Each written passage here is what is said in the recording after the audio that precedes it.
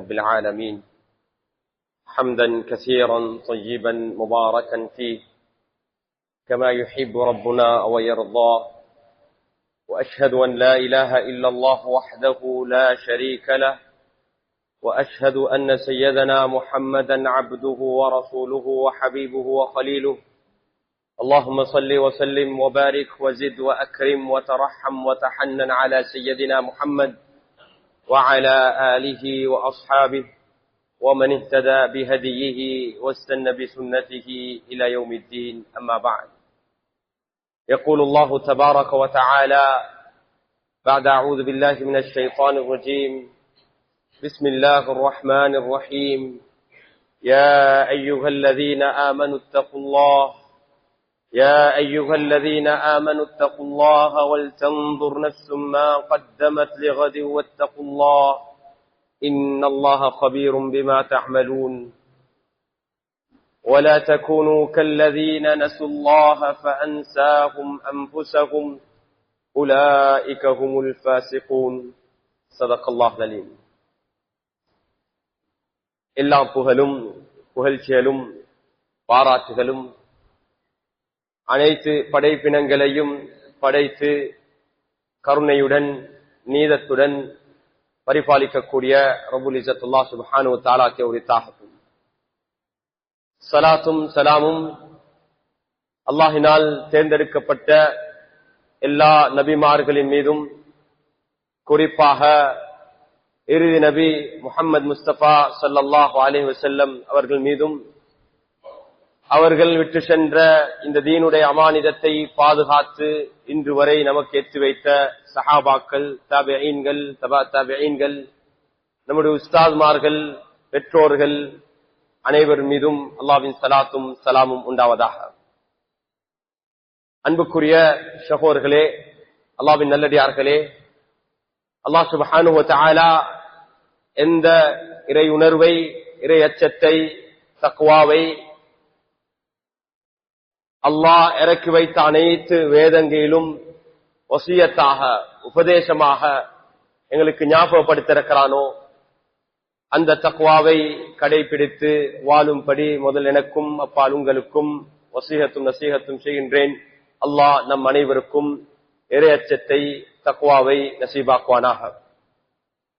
அன்புக்குரிய சகோதரர்களே, அல்லாஹ்வின் நல்லடியார்களே, வாராந்தம் ஜும்ஆவுடைய கடமையை நிறைவேற்றுவதற்காக வேண்டி நம் அல்லாஹ்வுடைய மாளிகையில் ஒன்று கூடி இந்த கடமையை முழு உலகத்தில் வாழக்கூடிய முஸ்லிம்களும் நிறைவேற்றிக் கொண்டிருக்கிறோம்.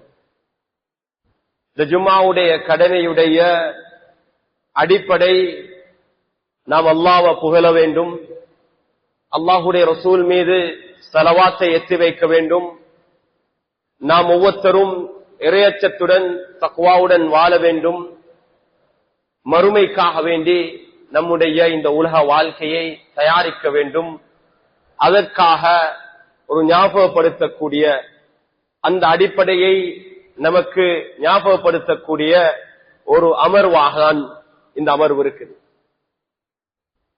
ஒவ்வொரு வாரமும் நம்முடைய இலக்கு, நம்முடைய விஷன் சொல்லுவோம். ஒவ்வொரு நிறுவனத்துக்கும், ஒவ்வொரு அமைப்புக்கும் ஒரு விஷன், ஒரு இலக்கு இருக்குது. மனித இனத்துக்கு ஒரு இலக்கு இருக்குது. அதிலையும் குறிப்பாக முஸ்லிம்களுக்கு ஒரு இலக்கு இருக்குது. அந்த இலக்கை ஞாபகப்படுத்தக்கூடிய ஒரு அமர்வு தான் இந்த குத்பாவுடைய அமர்வு, இந்த குத்பாவுடைய கடமை. அன்புக்குரிய சகோதரர்களே, அல்லாஹ்வின் நல்லடியார்களே, நம்முடைய இலக்கு என்ன? இந்த உலக வாழ்க்கையில் அல்லாஹ் நம்மை மனிதனாக படைத்து, மனிதனுக்கு சில அடிப்படையான தேவைகளையும் படைத்து, மனிதன் அதை எவ்வாறு ஹலாலான முறையில் பூர்த்தி செய்ய வேண்டும் என்று அதற்கான வழிகாட்டல்களையும் அல்லாஹ் தந்து, நம்முடைய இந்த உலக வாழ்க்கை சம்பூர்ணமாக அல்லாஹ் தீனாக, முழு உலக வாழ்க்கையில் எல்லா விவகாரங்களையும் அல்லாஹ்வுடைய பொருத்தம், அல்லாஹ்வுடைய ரசூலுடைய சுன்னாவின் அடிப்படையில் நாம் செய்யும் போது, அது மாத்திரமல்ல ஆகிராவுடன், மறுமை வாழ்வுடன் நாம் அதை ஒப்பிட்டு மறுமை நாளிலும் இந்த உலகத்துடைய செயல்கள் அமல்களினூடாக நாம் வெற்றி பெற வேண்டும் என்ற நோக்கத்தில் செயல்படக்கூடிய ஒரு அழகான ஒரு வாழ்க்கை வழிமுறையை, ஒரு ஷரீஅத்தை, ஒரு தீனை அல்லாஹ் நமக்கு வழங்கியிருக்கிறான். இந்த தீனுடைய விவகாரங்களில் பொதுவாக மனித வாழ்வோட சம்பந்தப்பட்ட அனைத்து விடயத்திலையும் அல்லாஹ் நமக்கு ஹலாலையும் ஹராமையும் தெளிவுபடுத்தியிருக்கிறான். இன்னல் ஹலால பையினுன் வ இன்னல் ஹராம பையினுன். ஹலால் மிகவும் தெளிவானது, ஹராம் மிகவும் தெளிவானது.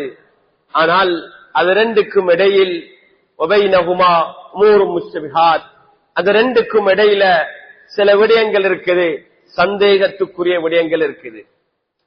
அதை ஸல்லல்லாஹு அலைஹி வஸல்லம் சொன்னார்கள், ஃபமன் இத்தக ஷுபஹாத் ஃபகத் இஸ்தபரஅ லிதீனிஹி வ இர்திஹி. யாரு அந்த சந்தேகமான ஏரியாவுக்கு போகாம அதை தவிர்த்து நடந்து கொள்றாரோ அவர் என்ன செய்வார்? தன்னுடைய தீன அவர் பாதுகாத்துக் கொள்வார், தன்னுடைய மானத்தை, கௌரவத்தை அவர் பாதுகாத்துக் கொள்வார். இந்த உலகத்துல எந்த சந்தேகமான விடயங்களை நாம் விட்டுடணும் என்று ஸல்லல்லாஹு அலைஹி வஸல்லம் அவர்கள் நமக்கு வழிகாட்டியிருக்கிறார். அன்புக்குரிய சகோதரர்களே, அல்லாஹ்வின் நல்லடியார்களே, ஒரு முஸ்லிம், ஒரு முஃமினின் அடிப்படையில் அல்லாஹ் எங்களை படைத்திருக்கிறான் இபாதத்துக்காக வேண்டி, வணக்கத்துக்காக வேண்டி. நம்முடைய முழு வாழ்க்கையும் ஒரு இபாதத்தாக மாற வேண்டும். தூங்குறதும் ஒரு இபாதத்தாக வேண்டும், சாப்பிடுறதும் ஒரு இபாதத்தாக வேண்டும், குடும்ப வாழ்வும் இபாதத்தாக வேண்டும், நம்முடைய தொழிலும் இபாதத்தாக வேண்டும். எல்லாமே ஒன்று, அது அடிப்படையான இபாதத் அல்லது ஒரு இபாதத்துக்கு உதவக்கூடிய, அல்லாஹுடைய வணக்கத்துக்கு உதவக்கூடிய, அல்லாஹுடைய பொருத்தத்தை அடையறதுக்கு காரணமாக அமைய வேண்டும். ஒன்று அதனுடைய அடிப்படையிலே அது தீன். உதாரணத்துக்கு தொழுக, அது அடிப்படையே இபாதத். சில விடயங்கள் இருக்குது தொழுகைக்கு உதவக்கூடிய விடயங்கள், தொழுகைக்கு உதவக்கூடிய விடயங்கள். நோன்பு ஒரு அடிப்படையிலே ஒரு இபாதத். சில விடயங்கள் இருக்குது நோன்புக்கு உதவக்கூடிய விடயங்கள். ஹஜ் ஒரு அடிப்படையிலே ஒரு இபாதத். சில விவகாரங்கள் இருக்குது ஹஜ்ஜுக்கு உதவக்கூடிய விடயங்கள். ஒரு ஹஜ் செய்யறதாக இருந்தால் அவரிடத்துல செல்வம் இருக்கணும், அவரிடத்துல உடல்ல சக்தி இருக்கணும். அப்ப இபாதத்துடைய நியத்துடன், ஹஜ்ஜ நான் கடமையை நிறைவேற்றணும் என்ற நியத்துடன் ஒருவர் தொழில் செய்கிறார், சம்பாதிக்கிறார், வியாபாரத்தில் ஈடுபடுகிறார், அவரும் அந்த வியாபாரமும் ஒரு இபாதத்தாக அமையும், அவருடைய தொழிலும் ஒரு இபாதத்தாக அமையும். ஏன்? அந்த இபாதத்தை அடைய வேண்டும், அது ஒரு வசாயிலாக, ஒரு மீன்ஸாக அதை அடையறதுக்கு காரணமாக இருக்கும். அன்புக்குரிய சகோதரர்களே, அல்லாஹ்வின் நல்லடியார்களே, ஒரு முஃமினுடைய, ஒரு முஸ்லிமுடைய வாழ்க்கையில எல்லாமே அவ்வாறுதான் அமைய வேண்டும். திருமணத்திலிருந்து, பிள்ளை பிறக்கிறதிலிருந்து மௌத்து வரைக்கும் உள்ள எல்லா கட்டாயம், எல்லா நிலைமைகளும், எல்லா சிச்சுவேஷனும் ஒரு இபாதத்தாக, வணக்கமாக மாற வேண்டும். குல் இன்ன ஸலாத்தி வ நுசுகி வ மஹ்யாய வ மமாத்தி லில்லாஹி ரப்பில் ஆலமீன். அல்லாஹ் சுப்ஹானஹு வ தஆலா கட்டளையிடுகிறார் நபி ஸல்லல்லாஹு அலைஹி வஸல்லம் அவங்களுக்கு, நீங்க சொல்லுங்க காஃபிர்களுக்கு, முஷ்ரிக்கீன்களுக்கு சொல்லுங்க, இன்ன ஸலாத்தி வ நுசுகி, என்னுடைய தொழுக, என்னுடைய கிரியைகள், வணக்க வழிபாடுகள் அனைத்துமே, மஹ்யாய வ மமாத்தி, நான் உயிர் வாழ்வதும் என்னுடைய மௌத்தும் லில்லாஹி ரப்பில் ஆலமீன், ஆலத்தாருடைய ரப்பாகி அல்லாஹ் உனக்கே. அன்புக்குரிய சகோதரர்களே, அல்லாஹ்வின் நல்லடியார்களே, அண்மையில ஹெல்த் மினிஸ்ட்ரியில எபிடமியாலஜி டிபார்ட்மெண்ட், சமூகத்துல பரவக்கூடிய நோயோட சம்பந்தப்பட்ட டிபார்ட்மெண்ட்ல ஒரு வைத்தியர் வந்து ஒரு விடயத்தை முன் வச்சார். உங்க சமூகம் ஒரு ஆச்சரியமான சமூகம் அப்பா. ஏனைய சமூகத்துல போயிட்டு ஏனைய மக்களிடத்துல இது நோய், இந்த நோய்க்கு மருந்து இதுதான், அதற்கான தற்பாதுகாப்பு இதுதான், நீங்க எடுங்க என்று சொன்னா அவங்க ஏற்றுக்கொள்வாங்க, வேற எதையும் பேச மாட்டாங்க. ஏன்? ஒரு வைத்தியர் சொல்றாரு, ஒரு வைத்தியர் சொல்றாரு. ஆனா அவரோட சமூகத்துல இந்த நோய் இப்படிதான் பரவுது, இந்த நோய்க்கு மருந்து இதுதான், இந்த நோய் வராம இருக்கிறதுக்கு தற்பாதுகாப்புக்கு இதுதான் செய்யணும் என்று சொல்ல நேரத்துல அவங்க சொல்லுவாங்க, இதை செய்யறதா இல்லையா என்றது நான் ஒரு ஆலிமிடத்துல கேட்கணும். எனக்கு வழிகாட்டல் வேணும், பத்வா வேணும். அந்த டாக்டருக்கு வைத்தியருக்கு விளங்குதில்லை. சரி தொழணும் என்றா எப்படி தொழுறது என்று ஆலிம்கிட்ட கேட்கறது நியாயமா இருக்குது. ஆனா இது வைத்தியத்தோட சம்பந்தப்பட்டது, இதுல ஏன் உங்கள்கிட்ட கேட்கணும்? அவங்க விளங்கிக் கொள்ள முடியாம இருக்குது. அன்புக்குரிய சகோதரர்களே, அல்லாஹ்வின் நல்லடியார்களே, அந்த வைத்தியருக்கு நான் விளங்கப்படுத்தினேன், ஒரு முஸ்லிமுடைய வாழ்க்கையில எல்லாத்திலையுமே ஹராம் ஹலால் இருக்கு. ஹராமையும் ஹலாலையும் அவர் பார்த்துதான் எதையும் செய்யணும். அது மருந்தாக இருக்கலாம், வைத்தியமாக இருக்கலாம், வியாபாரமாக இருக்கலாம், குடும்பமாக இருக்கலாம். எதுவுமே எல்லாரும் செய்றாங்க என்று எங்களுக்கு செய்ய முடியாது. இது ஆகுமானதா? இதுல இருக்கக்கூடிய மருந்துக்கு வேற மாற்று மருந்து இல்லையா? அல்லது இதுல இருக்கக்கூடிய பதார்த்தம் என்ன, இது ஹலாலானதா? உள்ளடக்கி இருக்கக்கூடிய இன்கிரீடியன்ஸ் என்ன என்றத ஒரு முஸ்லிம் விளங்கணும். அவர் விளங்கிதான் அவர் அதை கொள்ளணும். அதுக்கு ஒரு ஆலிமுடைய வழிகாட்டலும் தேவை, வைத்தியருடைய வழிகாட்டலும் தேவை. குர்ஆன் அதுதான் சொல்லுது, ஃபஸ்அலு அஹ்ல ذிக்ர் இன் குன்தும் லா தஅலமூன். உங்களுக்கு அறிவு இல்லண்டா, தெளிவு இல்லண்டா கேட்கணும். அன்புக்குரிய சகோதரர்களே, இது ஒரு விடயத்தை வலியுறுத்துது. எதை வலியுறுத்துதுண்டா, எங்களோட வாழ்க்கையில எல்லா விடயத்திலையும் எல்லா விவகாரத்திலையும் ஷரியாவுடைய இன்டர்வென்ஷன் மார்க்கத்துடைய வழிகாட்டல் சம்பந்தமாகுது, மார்க்கத்துடைய விடயம் சம்பந்தமாகுது. அந்த நேரத்தில் அன்புக்குரிய சகோதரர்களே, எல்லா கட்டத்திலையும் எல்லா குடும்பத்துக்கும் சமூகத்தில் வாழக்கூடிய எல்லோருக்குமே ஒரு ஆலிமுடைய வழிகாட்டல் தேவைப்படுது. அல்ஹம்துலில்லாஹ், அந்த ஒரு ஆலிமை உருவாக்கக்கூடிய முயற்சியில் தான் மதரசாக்கள், அரபு மதரசாக்கள் என்ன ஈடுபடுறாங்கன்னா, ஒரு ஆலிம் அவர் சரியா விளங்கணும், அவர் சரியா விளங்கி மக்களுக்கு வழி நடத்தணும். அது ஒரு குத்துபால பேசுற விடயம் மட்டுமல்ல. என்னென்றால் சில கட்டத்துல அந்த மக்களுடைய நிலைமைய, அவங்களோட சூழல, அவங்களோட கண்டெக்ஸ்ட் அவர் விளங்கணும். இது ரெண்டு பக்கம் இருக்குது. ஒரு பக்கம் ஆலிம் ஷரியாவுடைய டெக்ஸ்ட் மூலதாரங்களை படிக்கிறது, குர்ஆன் சுன்னா, அதுக்கு பின்னால குர்ஆன் சுன்னாவை சஹாபாக்கள் எவ்வாறு விளங்கினார்கள், தபீஈன்கள் எவ்வாறு விளங்கினார்கள், ஃபுகாக்கள் எவ்வாறு விளங்கினார்கள், அதற்கு வியாக்கியானம் எப்படி சொன்னாங்க, அதுக்கு ஃபிக்ஹ் அதை வச்சு எப்படி அவங்க முன் வச்சாங்க என்றத ஆழமாக அவங்க படிக்கணும், ஆழமாக அவங்க விளங்கணும். குர்ஆனுடைய ஒவ்வொரு ஆயத்தையும் ஆழமாக அவங்க விளங்க வேண்டும், ஒவ்வொரு ஹதீஸையும் ஆழமாக விளங்க வேண்டும். வெளிரங்கமாக சில ஹதீஸ்கள் ஒரு விடயத்தை சொல்லலாம், ஆனா பல ஹதீஸ்களை ஒன்று சேர்த்து பார்க்கும் போது அதனுடைய கருத்து மாற்றமான ஒரு கருத்தாக அமையலாம். இதை 7 வருடம் 8 வருடம் 10 வருடம் ஒரு உஸ்தாதுடைய ஒரு சூழல்ல இருந்து பயிற்சி பெற்று வருகிறார். அதே நேரத்தில் அந்த ஆலிம் அஹ்லு ஸமான் மன் லம் يعلم அஹ்லு ஸமானுஹு ஃபஹுவ ஜாஹில். வாழக்கூடிய மக்களுடைய சூழல், மக்களுடைய நிலைமை, காலத்துடைய அறிவையும் அவர் தெரிஞ்சிருக்க வேண்டும். ஷரியாவுடைய அடிப்படைகளை விளங்கிக்கிறத போல என்ன சூழல்ல மக்கள் இருக்கிறாங்க, எப்படியான விடயங்களை அவங்க செய்யறாங்க, எப்படியான முறையில வாழ்க்கை வியாபாரங்கள் நடக்குது, அதையும் அவர் விளங்கிக் கொள்ள வேண்டும். அது ஆலிமுடைய பொறுப்பு. அவர் அதை விளங்கிதான் அந்த மக்களை வழி நடத்த வேண்டும். அவருக்கு அது தெரியலன்னா அவர் சொல்லணும், எனக்கு தெரியாது, தெரிஞ்ச ஒரு ஆலிமிடத்துல கேட்டு நான் சொல்றேன், இன்னும் நான் இதை ஆய்வு செஞ்சு நான் சொல்கிறேன் என்று அவர் வழிகாட்ட வேண்டுமே தவிர, ஒரு ஆலிமுடைய பொறுப்பு என்னண்டா, அவருடைய வதீஃபா என்ன, அவருடைய ரெஸ்பான்சிபிலிட்டி, அவருடைய ஜாப் என்னண்டா, அன்னுகத்திம இஸ்லாமன் சஹ்லன், ஒவ்வொருத்தருக்கும் லேசான, அவங்களுக்கு பின்பற்ற முடியுமான லேசான இலகுவான ஷரியாவுடைய அடிப்படைக்கு மாற்றமில்லாத லேஸ் என்று சொல்லும் போது எங்களோட இச்சைக்கு ஆசைக்கு விருப்பமானதல்ல, ஒரு மதஹபுடைய வழிகாட்டலை அடிப்படையாக வைத்து மிகவும் இலகுவான ஒன்றை அவர் முன்வைக்க வேண்டும்.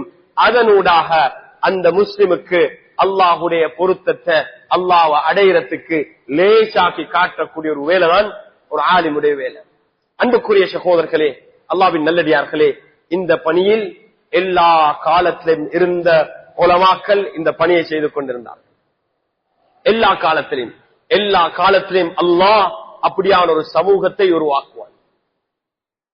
எல்லா காலத்திலும் அந்த அமானிதத்தை பாதுகாக்கக்கூடிய அதூல்கள் நேர்மையான உலமாக்களை அல்லாஹ் உருவாக்குவான். அந்த உருவாக்குறதுக்கு அல்லாஹ் மக்களை பங்குதாரியால் ஆக்குவான், காரியங்களை ஆக்குவான். அந்த ஆலிம்கள் அதூலோட அதாலத்தோட நேர்மையாக மனசாட்சிக்கும் அவங்க படிச்ச விடயத்துக்கும் நேர்மையாக அந்த இல்மை பயன்படுத்தி அரசியல் செய்யக்கூடியவர்களாக இருக்க மாட்டார்கள். என்ன செய்வார்கள்? ينفون عنه تحريف الغالين وانتحال المبتلين وتأويل الجاهلين. 3 விடயங்களை அவர் செய்வார்கள்.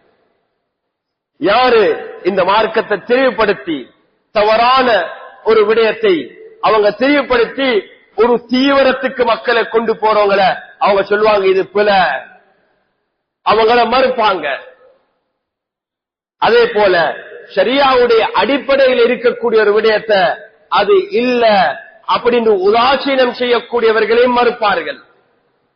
வன்திஹாலுல் முப்திலீன், ஷரியாவுடைய அடிப்படையில் இருக்கிற ஒரு விடயம், ஒரு சுன்னாவான ஒரு விடயத்தை விட்டு கொடுக்க மாட்டார்கள்.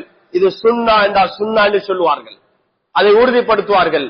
அதே போல 3வது விடயம் வதஅவீல் அல் ஜாஹிலீன், மதேர்களுடைய விளக்கம். சிலர் அவங்களுக்கு இல்மில்ல, அறிவில்லாம அந்த ஆயத்துக்கு, அறிவில்லாம அந்த ஹதீஸுக்கு அவங்க விளக்கம் கூறக்கூடியவங்களுக்கும் மாறாக சரியான விடயத்தை உம்மத வஸதா லிதகூனு ஷுஹதா அலன் நாஸ், அந்த ஒவ்வொரு ஆலிமும் ஒரு நடுநிலையில இருந்து எல்லோருக்கும் முழு மனித இனத்துக்கும் ஷாஹிதாக இருக்கேலுமான முறையில் நேர்மையாக செயல்படுவார். அன்புக்குரிய சகோதரர்களே, அல்லாஹ்வின் நல்லடியார்களே, நாம் வாழக்கூடிய இந்த காலத்தில் நாம் முகம் கொடுக்கக்கூடிய ஒரு மிக முக்கியமான ஒரு சவால் தான் இந்த தொலைநுட்பத்தோட சம்பந்தப்பட்ட, டெக்னாலஜியோட சம்பந்தப்பட்ட இந்த தொடர்பாடல். இந்த தொடர்பாடல்னால எல்லாருமே இப்ப மார்க்கத்தை பேச ஆரம்பிச்சுட்டாங்க. எல்லாரும் மார்க்கத்தை பேச ஆரம்பிச்சுட்டாங்க. எல்லாருமே எல்லா விடயத்தை சொல்ல ஆரம்பிச்சுட்டாங்க. அதுக்கும் அப்பால் இப்ப ஏஐ என்ற ஒரு டெக்னாலஜி வந்திருக்குது, டூல். இது யாரும் அல்ல, அது இன்டர்நெட்ல அந்த கம்ப்யூட்டராலவே ஜெனரேட் பண்ணப்பட்ட ஒரு விடயம், அதாகவே உருவாக்கக்கூடிய ஒரு முறை இருக்குது. இப்பொழுது ஏஐல போயிட்டு பத்வா கேட்கக்கூடிய ஒரு நிலைமையும் உண்டா இருக்குது. அல்லாஹ் சுப்ஹானஹு வ தஆலா இந்த உம்மத்தை பாதுகாக்க வேண்டும். அன்புக்குரிய சகோதரர்களே, இதுல மிக முக்கியமான ஒன்றா, அல்லாஹ் இந்த உம்மத்துக்கு தீன எத்தி வைத்தது ஒரு மனிதனை ஒரு வாசித்தாவாக, ஒரு மனிதனை மீடியேஷனாக வைத்துதான். அல்லாஹ்க்கு நேரடியாக ஒவ்வொரு மனிதனுடன் கம்யூனிகேட் பண்ணலாம். ஆனால் அல்லாஹ் நபிமார்களின் ஊடாகதான் மனித இனத்தை வழிகாட்டினான். அல்லாஹ்க்கு நேரடியாக கம்யூனிகேட் பண்ண முடியாம இல்ல. இந்த டெக்னாலஜி எல்லாம் அல்லாஹுடைய சக்தி, அல்லாஹுடைய பலம், அல்லாஹுடைய குதரத்தோட சம்பந்தப்பட்டது, அல்லாஹுடைய இல்மோட சம்பந்தப்பட்டது. இந்த டெக்னாலஜி எல்லாம் எங்களுக்கு புதுசாக இருந்தாலும் அல்லாஹ்க்கு இது ரெண்டுமே புதுசு இல்ல. ரெண்டுமே புதுசு இல்ல. நாங்க பாக்குறோம், எங்கேயோ நடக்கிற ஒரு விடயம் லைவாக நடக்கிறத இங்க பார்த்து கொண்டிருக்கிறோம். அல்லாஹ் சுப்ஹானஹு வ தஆலா ரசூலுல்லாஹ் ஸல்லல்லாஹு அலைஹி வஸல்லம் அவர்கள் இஸ்ரா மிஅராஜுடைய பயணத்துல போயிட்டு மக்கால மக்களுக்கு சொல்ற நேரத்துல அவங்க கேள்விகளை கேட்டாங்க. மஸ்ஜிதுல் அக்ஸாவை நீங்க வர்றீங்க, எத்தனை கதவு இருக்குது, எப்படி எந்த வாயிலால நுழைஞ்சீங்க என்று கேள்விகள் கேட்கிற நேரத்துல அல்லாஹ் சுப்ஹானஹு வ தஆலா ரசூலுல்லாஹ் ஸல்லல்லாஹு அலைஹி வஸல்லம் அவர்களுக்கு அல்லாஹ் அந்த மஸ்ஜிதுல் அக்ஸாவுடைய அப்படியே அந்த பிக்சரை லைவாக அல்லாஹ் காட்டினான். நேரடியாக அல்லாஹ் சுப்ஹானஹு வ தஆலா நேரலையாக காட்டினாங்க. ஸல்லல்லாஹு அலைஹி வஸல்லம் அவங்க அதை பார்த்து கொண்டு, எப்படி ஒரு ஸ்கிரீன்ல இருந்து நீங்க பாக்குறத போல பார்த்து கொண்டு அவங்களுக்கு பதில் அளிச்சாங்க. அப்ப இந்த டெக்னாலஜி, லைவ் டெலிகாஸ்ட் என்று சொன்ன டெக்னாலஜி அல்லாஹ்வுக்கு புதுசல்ல, அல்லாஹ்வுக்கு புதுசல்ல. இப்ப நாங்க பிரயாணம் செய்யறோம், வேகமா பிரயாணம் செய்யறோம். அல்லாஹ் புராக்க பயன்படுத்தி ரசூலுல்லாஹ் ஸல்லல்லாஹு அலைஹி வஸல்லம் அவங்களை ஒரு இரவுல எத்தனையோ ஆயிரம் மைல்கள் மிகவும் குறைந்த ஒரு காலத்துல வேகமாக பிரயாணம் செய்து திரும்ப வரக்கூடிய ஒரு பெரிய ஒரு டெக்னாலஜி. அல்லாஹ் இடத்துல அந்த சக்தி பலம் இருக்குது. ஆனா அல்லாஹ் சுப்ஹானஹு வ தஆலாவுடைய சுன்னா என்னண்டா, இன்னைக்கு மனிதன் ஒரு மீடியேஷனாக அல்லாஹ் ஆதம் அலைஹிஸ்ஸலாம் இருந்து நூஹ் அலைஹிஸ்ஸலாம், இப்ராஹிம் அலைஹிஸ்ஸலாம், மூசா அலைஹிஸ்ஸலாம், ஈசா அலைஹிஸ்ஸலாம், முஹம்மது ரசூலுல்லாஹ் ஸல்லல்லாஹு அலைஹி வஸல்லம், இந்த எல்லா முக்கியமான நபிமார்கள் அவங்களோட காலத்துல, அவங்களுக்கு பின்னால் உள்ள காலத்துல, அவங்களுக்கு இடப்பட்ட காலங்கள்ல வந்த 1,24,000 நபிமார்களும் அல்லாஹ்வுடைய ரசூலாக, அல்லாஹ்வுடைய தூதராக இருந்து தீனை விளங்கப்படுத்தினாங்க. குர்ஆன எங்களுக்கு தானாக விளங்க முடியாது, அல்லாஹ்வுடைய ரசூலுடைய சீராவை சுன்னாவை விளங்காம. முழு வாழ்க்கையும் ஸல்லல்லாஹு அலைஹி வஸல்லமுடைய முழு வாழ்க்கையும், ஸல்லல்லாஹு அலைஹி வஸல்லமுடைய வாழ்க்கையும் குர்ஆன். சீரா அப்படியே குர்ஆன், குர்ஆனுடைய இன்டர்பிரேஷன், குர்ஆனுடைய விளக்கம். குர்ஆனை விளங்கணும் என்றா, குர்ஆனுடைய ஒவ்வொரு ஆயத்தை விளங்கணும் என்றா அதனுடைய சபபு நுசூல், எப்ப இறங்கியது, அதனுடைய கண்டெக்ஸ்ட் என்ன, யாருக்கு இறங்கினது, எந்த காரணத்தினால இறங்கியது என்ற விளங்காம, இந்த கண்டெக்ஸ்ட் இல்லாம எங்களுக்கு விளங்க முடியாது. அன்புக்குரிய சகோதரர்களே, அல்லாஹ்வின் நல்லடியார்களே, அதனால இந்த டெக்னாலஜிகள்ல இருக்கக்கூடிய விடயங்கள் கேட்க கூடாது என்ற அர்த்தம் அல்ல. ஆனா அதை கேட்டு நீங்க கன்க்ளூஷனுக்கு, கடைசி தீர்மானத்துக்கு வராதீங்க. கட்டாயம் ஒரு ஆலிமை நீங்க அணுகணும், கட்டாயமாக அவரிடத்துல நீங்க கேட்கணும். அந்த ஆலிம் அந்த விவகாரத்தை நல்லா விளங்கி இருக்கணும், சூழலை விளங்கி இருக்கணும், கண்டெக்ஸ்ட விளங்கி இருக்கணும், நல்லா வாசிக்கணும். பல கிதாபல் இருக்குது, பல வியூகள் இருக்குது, பல பெர்ஸ்பெக்டிவ் இருக்குது, எல்லாத்தையும் விளங்கணும். ஒரு பெர்ஸ்பெக்டிவ மட்டுமல்ல, ஒரு விடயத்தை மட்டுமல்ல. அப்படியான சவாலான ஒரு காலம். முந்தி ஒருவருக்கு மார்க்கத்தை விளங்கணுமா, ஏதாவது விளங்கணும் என்றா அவருக்கு வேற எந்த ஒரு ஆப்ஷனும் இல்ல. பள்ளியில் இருக்கிற இமாமோ, ஊர்ல இருக்கக்கூடிய ஆலிமை தவிர வேற யார்ட்டையும் கேட்க முடியாது. ஆனா இன்று இப்படியான சூழல் என்றா, இங்க இருக்கிறார், அவர் பத்துவா எடுக்கிறார் அமெரிக்காவில் இருக்கிற ஆலிமிடத்துல, இங்க வாழ்கிறார் சவுதியில் இருக்கிற ஆலிமிடத்துல பத்துவா எடுக்கிறார். அது தவறு என்று நான் சொல்ல வரல.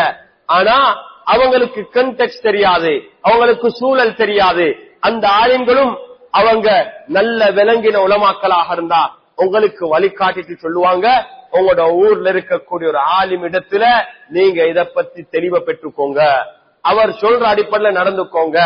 சில விடயங்கள் தெளிவாக இருக்கும், சில விடயங்கள்ல கருத்து வேறுபாடு இருக்கும், சில விடயங்கள்ல பல பெர்ஸ்பெக்டிவ் இருக்கும், சில கட்டங்கள் அது ஏழுமாக இருக்கும், சில கட்டங்கள் அது முடியாம இருக்கும். அதனால் அன்புக்குரிய சகோதரர்களே, இதுல 2 விடயம் இருக்குது. ஒன்று, இங்க படிக்கக்கூடிய இந்த மாணவர்கள், எங்களுக்கு பெரிய ஒரு பொறுப்பு இருக்குது.